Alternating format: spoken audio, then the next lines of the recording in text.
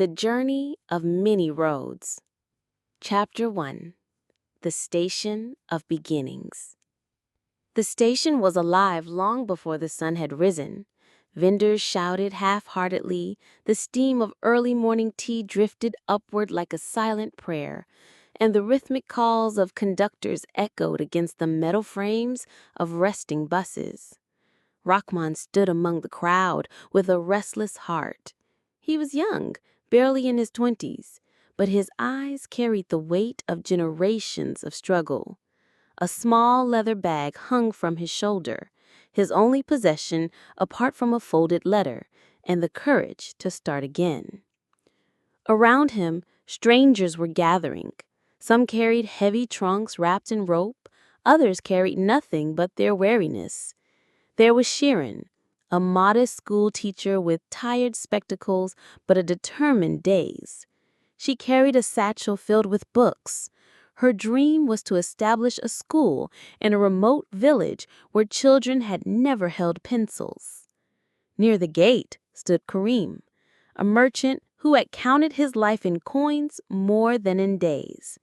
He wore a simple cotton kurta, but his eyes betrayed both pride and regret.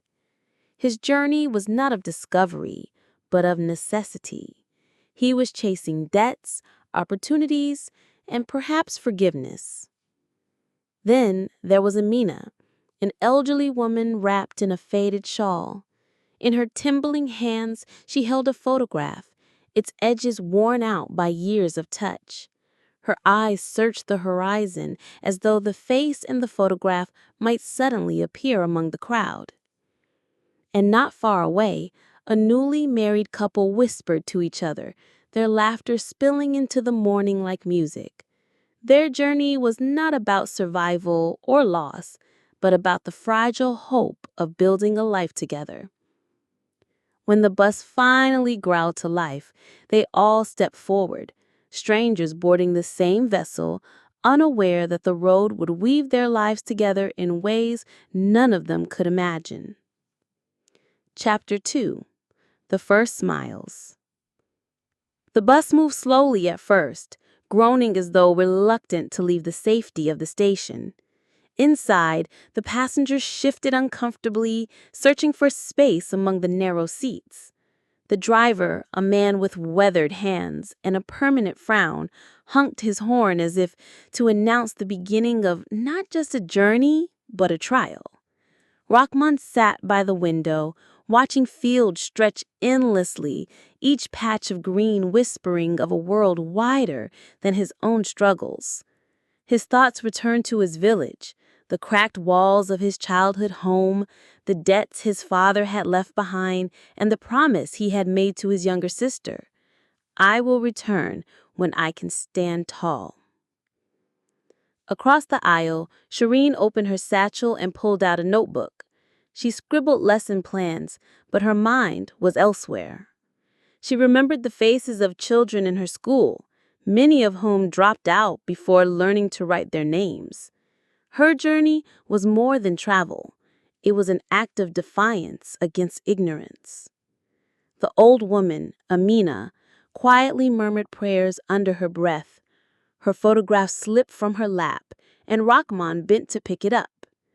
A boy's face smiled back at him, innocent, hopeful, and frozen in time. "Your son?" Rahman asked, softly. Amina nodded, tears glistening in her tired eyes. "He left for the city years ago, promised to return. But the years, they swallow him up. I am still waiting." Karim, overhearing, let out a dry laugh. "The city does not return what it takes, mother. I, too, lost a brother there, lost him to greed and ambition. The city is a graveyard of promises." The newlyweds, seated at the back, interrupted the gloom with their laughter. They shared a piece of fruit, whispered secrets into each other's ears, and looked at the world as though it was theirs alone to conquer. Their innocence softened the silence, reminding the others that not every road ended in loss. The bus rattled forward, the sound of the engine mixing with stories, confessions, and unspoken dreams. Each mile carried them further from what they had left behind and closer to something unknown. None of them knew it yet, but this journey would test their strength, their beliefs, and the very fabric of who they thought they were.